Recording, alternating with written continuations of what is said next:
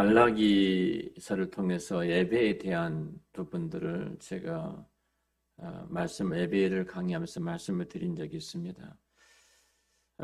그 말라기가 어떻게 예배를 소홀히 하는 것은 결국 하나님을 멸시하는 것이다. 이 전제입니다. 하나님을 멸시하는 것은 그들의 예배의 태도, 예배하는 모습을 통해서 볼 수가 있다는 것이죠. 그러니까 하나님을 경외하는 외적인 모습은 택한 주의 백성들이 예배의 모습을 통해서 나타나게 됩니다. 결국 이것은 우리가 십자가 부활을 멸시하는 행위이기도 하고 어찌 보면 우상 숭배하고도 다를 바 없는 일이기도 합니다. 그 말라기 시대의 1장 2절에 보면 이렇게 말을 합니다. 내가 너희를 사랑하노라. 하나님께서 말씀하셨죠. 그러는데 너희는 이르기를 주께서 우리를 사랑하셨습니까? 이런 반문을 한다는 거죠. 내가 너희를 사랑한다 했는데 우리를 사랑하셨습니까? 이렇게 말하는 거예요. 자녀들이 종종 그러죠. 내가 너희를 사랑해. 그러면은 언제 아빠가 나를 사랑했습니까? 언제 엄마가 나를 사랑했습니까? 이거 반문한 거 똑같은 거예요. 그러니까 하나님의 백성으로서 자기 자신들의 죄를 돌아보지 않고 하나님께서 약속을 이루실 날을 인내하며 기다리지도 저들은 이제 않습니다. 그러면서 이제 변명거리로 자꾸 이야기를 하는 거죠. 자, 하나님이 나를 사랑한다면 이렇게 전제를 놓고 이제 이야기를 하는 것이죠. 우리 애들도 그러잖아요. 엄마가 나를 사랑한다면, 아빠가 나를 사랑한다면, 이제 그렇게 하는데, 사실은 거기에 멈추면 참 좋은데, 이들이, 그 이스라엘 백성들이 하나님 앞에 이제 변명을 하면서, 이 변명을 근거해서 점점점 하나님으로부터 멀어져 가는 행위들을 저희들이 하고 있다는 것입니다. 이거 이제 하나님에 대한 우리가 쭉 말씀을 쭉 1장을 이렇게 봉독을 함께 했는데요. 이들이 지금 하나님에 대한 비아냥거리를 하고 있는 거예요. 사실은 그래서 저들이 어떤 모습으로 하나님 앞에 살고 있었는지를 정확하게 성경을 드러내주고 있는데요. 하나님께서 그 이스라엘 백성들을 이제 고발하실 때 그 대상이 되는 이들로 처음 언급된 사람들이 제사장이라고 제가 말씀을 드렸습니다. 내 이름을 멸시하는 제사장들아, 6절에 그렇게 말하죠. 내 이름을, 제사장들의 직무가 뭐예요? 하나님 앞에 제사를 지는 행위를 해야 하잖아요. 근데 저들은 지금 더러운 떡을 드렸고, 그리고 더러운 떡을 드린, 냄새나고 부패하고 썩고 이 더러운 떡을 드림으로써 하나님을 경멸하는, 하나님을 경히 여기는 것이다. 이렇게 말씀을 합니다. 하나님을 멸시하는 것이다. 근데 그들은 이렇게 말합니다. 우리가 언제 하나님을 멸시했습니까? 이렇게 말하죠. 그러니까 주의 상에서 저들이 이제 하나님을 멸시하는 것이 나오는데 그 멸시하는 태도가 8절에 쭉 등장하는데 그 내용은 눈먼 희생제사, 저는 것들, 병든 것들 이런 것들을 하나님 앞에 예물로 드린 것입니다. 그때 이제 그들의 심정이 남았어요. 이 예물을 드릴 때 심정. 자, 우리가 이 말씀 그대로 하나님 앞에 예배자로서 했는데 예배를 드릴 때 우리의 심정, 하나님 앞에 어떤 심정을 갖고 있는가 하는 부분도 볼 수 있는데 13절에 이렇게 말합니다. 만군의 여호와가 이르노라 너희가 또 말하기를 이 일이 얼마나 번거로운가 하면 코웃음을 치고 훔친 물건과 저는 것, 병든 것을 가져왔느니라. 이렇게 말하죠. 자, 저는 것, 병든 것을 가져왔어요. 그리고 번거롭다는 겁니다. 이렇게 한 것들도 번거롭다. 이렇게 하는 것이 얼마나 내가 피곤한 일이냐. 이런 일이 얼마나 나를 괴롭히는 일이냐. 여러분, 하나님 앞에 예배하는 것이 만약 우리 마음속에 이런 마음이 있다면 진짜 하나님을 예수 그리스도 인격적으로 만난 자의 자세인가? 정말 예수 그리스도 인격적으로 만난 자의 모습인가? 이 모습들을 우리가 생각해 봐야 될 것입니다. 제물을 갖다 바치기는 바쳐야 되는데 예배를 드리기는 드려야 되는데 이것이 참 나를 괴롭게 한다는 겁니다. 참 나를 힘들게 한다는 겁니다. 이번에 저희들이 그 수련회를 했습니다. 근데 안 가려고 마음 먹은 사람은요, 처음부터 핑계를 댑니다. CM 목사님도 수련했는데, 핑계를 대요. 처음부터 핑계를 댑니다. 근데 오려고 하신 분들은, 어떤 그 어려움이 있어도 참석하려고 몸부림을 칩니다. 몸부림을 쳐요.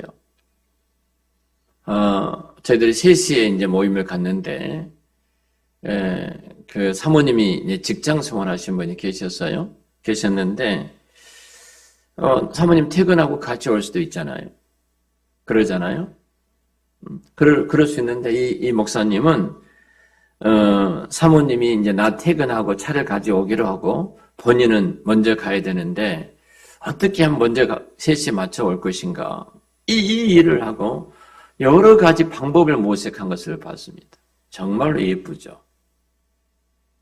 자, 참석하려고 하는 마음,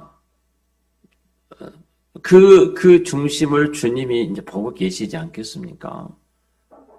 그래서 이런 분들은 우리 저녁에 이제 기도 집회라고 통성으로 기도하는 시간을 가졌는데요. 굉장히 많은 은혜를, 어떤 사람보다 더 많은 은혜를 받았을 것입니다. 이 고백을 보면은 알 수 있죠. 우리가 이제 어제는 우리가 10시에 모여가지고 피드백 하는 시간을 가졌는데요. 하나님 우리 사역과 또 집회를 통해서 우리가 어떤 은혜를 하나님께서 부어주셨는가 그런 피드백을 하면서 또 은혜를 나누고 함께 기도를 했습니다. 은혜 받을 자는 달라요.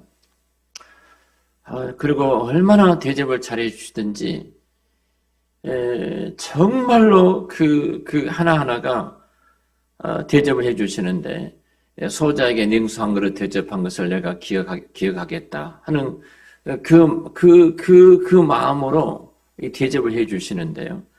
포장 하나 한 것, 또 이렇게 봉지 하나에 담는 것들, 식사 하나 대접하는 것들, 이 하나하나에 정말로 우리 주님을 섬기는 마음으로 저희들이 뭔데 그렇게 섬김을 받을 수 있겠습니까?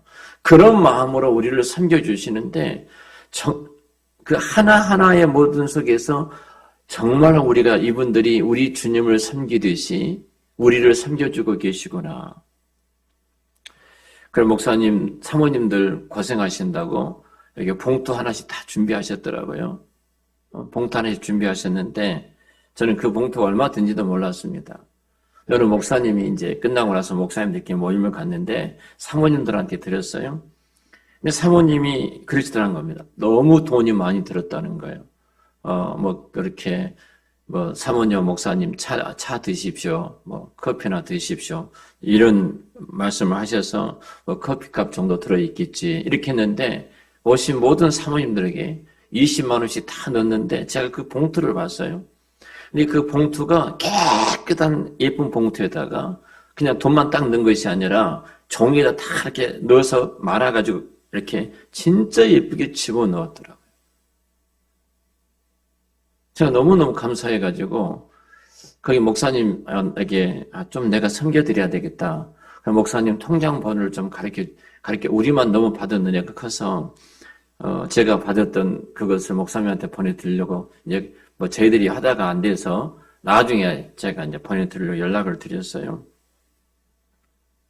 연락을 드렸는데 목사님이 하시는 말씀이 교회 성도들이 섬겼던 이것들을 또 우리가 받게 되면 우리가 하나님이 주신 그 은혜와 복을 우리가 또 잃어버릴 수도 있습니다. 우리는 그렇게 하지 않겠습니다. 받지 않겠습니다. 근데 그렇게 하신 분이 있었습니다. 이번에 제가 간증을 들었는데요. 이 목숨을 내건 코로나 시대에도 목숨을 내걸고 예배를 드리셨더라고요. 진짜 목숨을 내걸고 예배를 드리셨어요.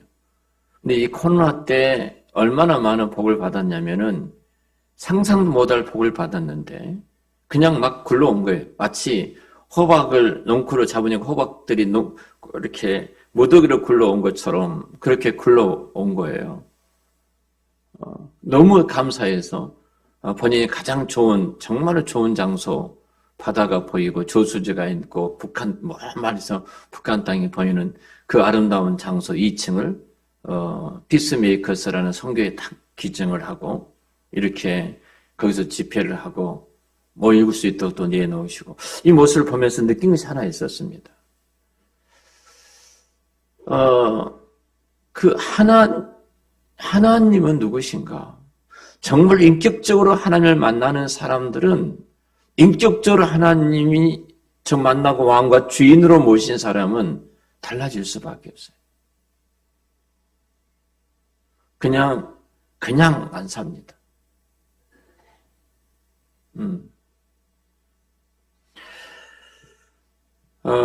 사실 오늘 그 아들과 아버지 관계로 지금 하나님께서 지금 말씀을 하고 있는데요. 효자가 누가 효자이겠습니까? 아버지를 아버지로 공경하는 사람이 효자이죠. 아버지를 아버지로 대접하는 자가 효자가 아니겠습니까? 근데 하나님이 지금 이스라엘 백성은 이렇게 말씀해요. 내가 아비일진데 나를 공경함이 어디 있느냐? 내가 너희들의 아버지인데 나를 공경함이 어디 있느냐? 이들에게 요구한 것이 뭐예요? 공경입니다. 공경. 하나님을 공경하는 가장 아름다운 태도는 어디서 나오냐면은 우리가 예배자로서 나타나게 되어 있습니다. 예배자로. 자, 아버지와 아들 관계를 말씀하셨어요. 또 오늘 본문에 보면은 종과 주인의 관계를 가지고 말씀하신 것을 보게 됩니다. 이렇게 해요. 내가 주인일진데 내가 주인이다. 그런데 너희들이 나를 두려워함이 어디 있느냐? 이렇게 물으시거든요. 자, 첫 번째는 공경. 아버지와 아들 관계에 공경이라는 단어를 썼고요.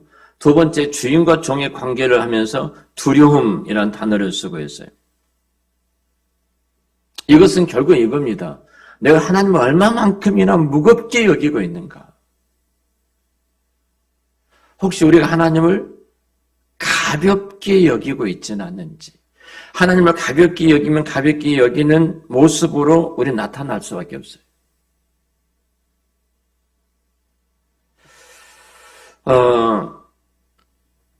자, 하나님을 정말로 내가 공경한다면 우리는 그 하나님에 대한 우리의 태도는 무거워질 수밖에 없어요. 가치가 이 세상, 하나님께서 그 아들 된, 자녀 된, 종 된 우리들을 어느 정도 가치의 기준을 두고 계시냐면 이렇게 말하죠. 하나님이신 예수님이 우리를 위해서 죽기까지 우리의 그 가치를 두셨어요. 그리고 하나님께서 내가 천하를 주고도 너는 바꿀 수 없다는 그 가치를 우리에 두셨어요. 자, 이런 가치 있는 존재를 우리를 삼아주셨는데 우리는 그렇게 삼아주신 하나님에 대해서 어떤 무게를 두고 있냐는 겁니다. 어떤 무게를 두고 있는가? 그 무게의 가치에 가장 나타나는 태도는요, 예배자로서 나타나는 겁니다. 예배자로.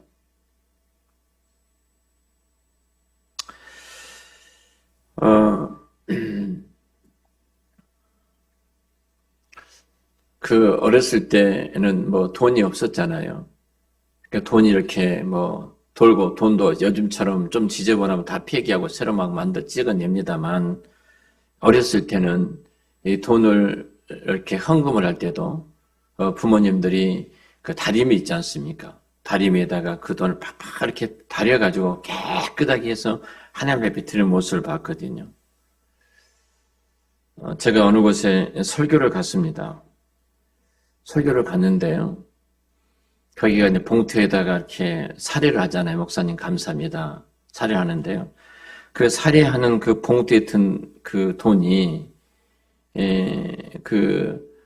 은행에서 바로 뽑아낸 돈, 아주 돈 냄새가 날 정도로 이 돈을 이렇게 봉투에 넣어 놓으셨더라고요. 저는 다른 것보다도 이분이 말씀을 전하는 목사를 어떻게 생각하는가, 그 목사가 전하는 그 말씀의 가치를 어디다 두고 지금 이분이 계신가? 를 볼 수 있었어요.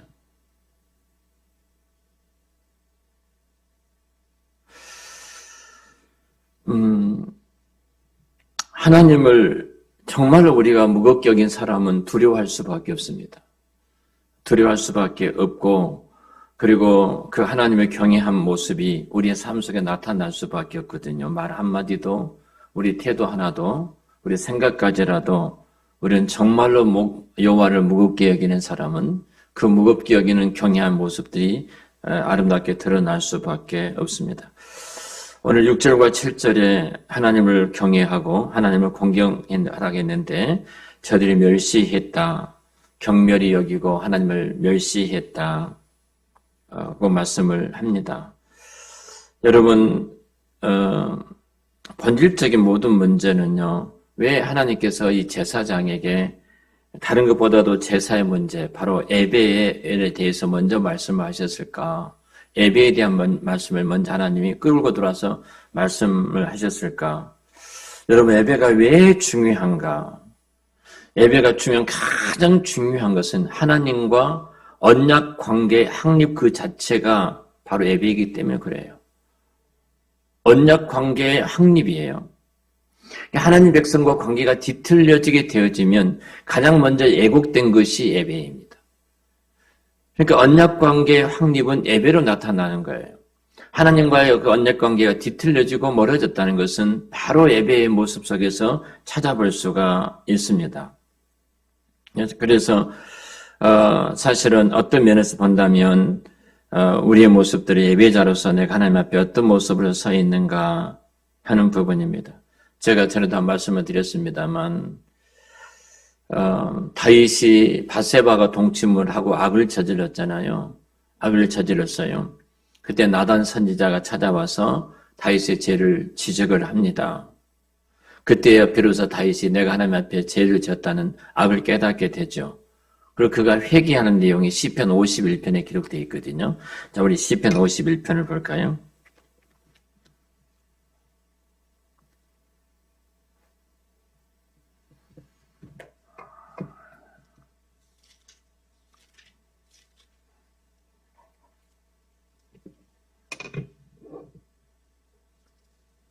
(51편) 4절 말씀을 우리 한번 같이 읽죠. 51편 4절 말씀 같이 읽겠습니다. 내가 주께만 범죄하여 주의 목전에 악을 행하여 싸우니 주께서 말씀하실 때 의로우시다 하고 주께서 심판하실 때 순전하시다 하리이다. 다윗이 밧세바하고 범죄한 그 밧세바의 남편 우리아를 전쟁터에 내보내고 살인죄를 범하지 않았습니까? 다윗이 이제 자기 죄를 깨닫고 회개하는 내용이 시편 51편이에요. 51편 4절 아주 중요한 말을 합니다. 나는 내 죄를 알고 있습니다. 내 죄가 항상 내 앞에 있습니다. 이렇게 말을 하면서 내가 주께만 범죄하였습니다. 내가 주께만 범죄하여 주의 목전에 악을 행했습니다. 다윗이 뭐라고 말하냐면요. 주께만 범죄했습니다. 다윗이 어떻게 주님 앞에서 악을 행했는가? 그럼 지금 사람 앞에서 범죄를 했지 않습니까? 근데 왜 다윗이 주께만 범죄했다고 했을까요? 자, 모든 악행의 근원이 하나님과 관계, 하나님과 태도에서 기인하고 찾아오기 때문에 다윗이 그 고백을 행하는 것입니다. 바로 우리가 하나님과의 그 언약의 관계예요. 그 언약 관계가 멀어지면 우리는 죄를 범하고 죄된 자리에 갈 수밖에 없는 겁니다. 하나님 앞에 뒤틀린 모습이 예배의 모습으로 우리가 드러날 수밖에 없거든요. 이런 면에서 우리의 모습들을 하나님 앞에 살펴보는 것입니다. 좀 말씀을 정리를 좀 하겠습니다. 정말 우리는 예배에 목숨을 건다는 것은 하나님과 관계를 목숨을 거는 행위입니다. 내가 그 은혜를, 하나님의 은혜를 깨닫고 그 은혜를 붙잡고 내가 믿음으로 내가 목숨을 거는 그 삶은 결국 예배로 나타날 수밖에 없거든요. 나는 하나님 앞에 어떤 예배자인가? 어떤 예배자인가? 정말로 오늘 이 그 말라기서에서 고백했던 것처럼 나를 정말로 번거롭게 하는, 귀찮게 하는, 내가 주일날 이것도 해야 되고 저것도 해야 되고 이런 일도 있고 저런 일도 있는데 이 예배란 것이 걸려서 나를 이렇게 힘들게 하지, 나를 이렇게 번거롭게 하지, 예배를 안 나가자니 목사님이 눈치 보이고 예배를 드리자니 힘이 들고. 만약 우리 마음속에 그런 마음이 있다면 진짜 우리는 하나님과 관계에서 내가 잘못되고 그릇된 길로 가 있는가를 돌아봐야 합니다. 언약 관계의 확립 그 자체가 예배입니다. 하나님과 백성과의 관계가 뒤틀리면 제일 먼저 나타나는 것이 예배예요. 그러니까 예배를 통해서 그 사람을 보는 겁니다. 제가 참 좋아하는 후배가 있습니다. 여러분 아시는 마커스를 섬기고 있는 우리 김남국 목사인데요. 김남국 목사가 이 말을 하더라고요. 목사님, 저는 우리 부목사들이 주일날 예배 가운데 드리고 나서 나누어서 그 부서마다 한 일이 있습니다. 그 한 일은 성도들의 예배 태도를 봅니다. 예배 태도를 봅니다. 그래서 그 성도 예배 태도는 바로 그가 영적인 상태라는 거예요. 그가 예배 태도를 보고 영적인 상태를 진단하고, 그리고 사역자들이 그 사실을 나누고, 그리고 기도하고 신방을 하고 이렇게 묻고 있다는 거예요. 그럼 100% 맞는 말입니다. 하나님과 언약 관계의 그 확립은 예배로 나타날 수밖에 없기 때문에 우리 예배가 뒤틀려지면 하나님과의 관계가 지금 뒤틀려 있다는 사실이거든요. 이런 면에서 정말로 내가 어떻게 예배를 드려야 되는가, 나는 하나님과 어떤 관계를 갖고 있는가, 이 부분을 우리는 깊이 이렇게 늘 돌아보면서 그 언약 관계에 뒤틀린 부분이 무엇인가. 주님, 나는 주께만 범죄했습니다. 다윗이 고백했던 것처럼. 그러니까 내가 하나님과 언약 관계에 뒤틀리니까 내가 이런 못된 짓을 범했습니다. 다윗의 그 고백이 바로 이 고백이거든요. 저와 여러분들도 하나님과 언약 관계가 정말로 확립된 그 바른 관계, 예배를 통해서 나타나는데, 예배가 증거이기도 한데, 우리 예배가 더욱더 정말로 하나님 앞에 생명을 건다는 것은, 목숨을 건다는 것은 하나님과 언약 관계에 있어서 정말 내가 이 세상 어떤 것보다도 중요성을 놔두고 거기에 우선순위를 두고 그 관계를 확립하고 예배자로 서는 것이 예배에 성공하는 것이고 예배에 승리하는 자의 모습일 줄로 믿습니다. 예배는 결국 우리의 삶입니다. 기도하겠습니다.